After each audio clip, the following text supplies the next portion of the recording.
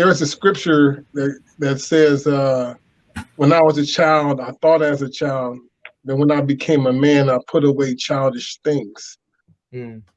And so, when do you realize that you're becoming a man? And I like what Nicholas was saying is that, you're still developing to understand your worth and your true self.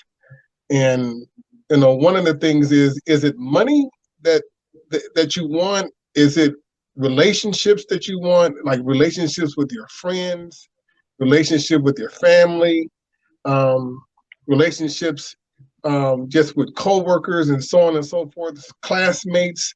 Are those relationships more valuable than money? Yeah, I guess. You guess? I mean, money's pretty important.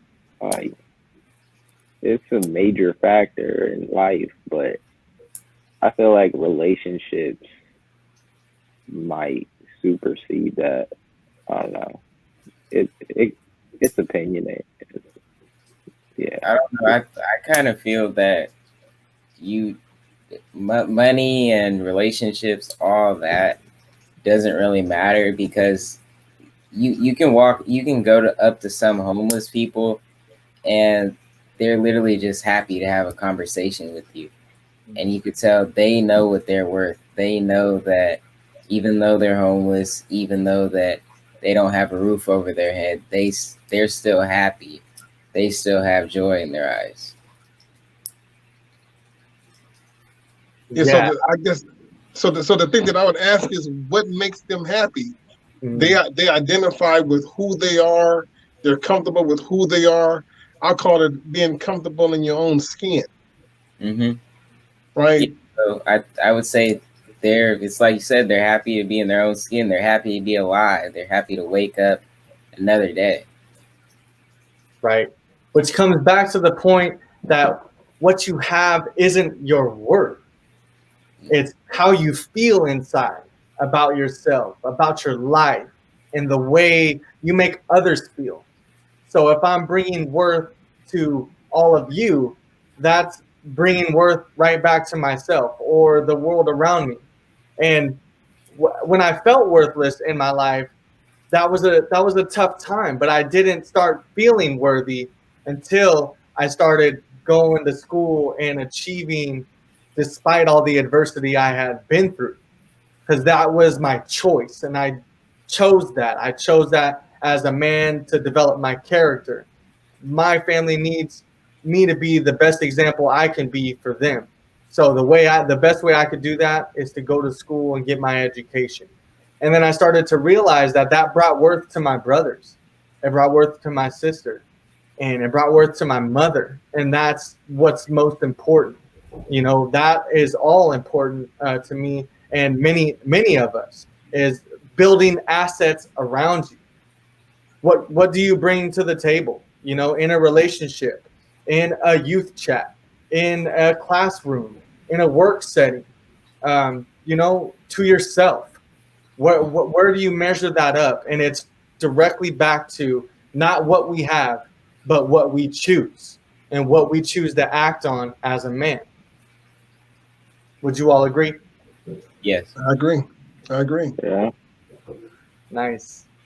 Any other thoughts, last minute thoughts, insights, questions that we want to give to our viewers at home, or to tell our friends or family about finding their worth? No, there was this quote by Booker T. Washington. I'll just jump in real quick. And it goes, success is not to be measured by what one has, but by the obstacles which one has overcome. I love that. You become what you overcome. You overcome adversity, you start to become adverse in adversity. You're built stronger after you survive and overcome those circumstances in your life. I really like that, Dr. Houston. Shamar, Nicholas, any last minute thoughts, questions? What doesn't kill you makes you stronger. And that's that adversity. When you overcome something, you realize that you can do it. You know, you feel that sense of accomplishment, and that adds to your worth. And those victories matter. Absolutely.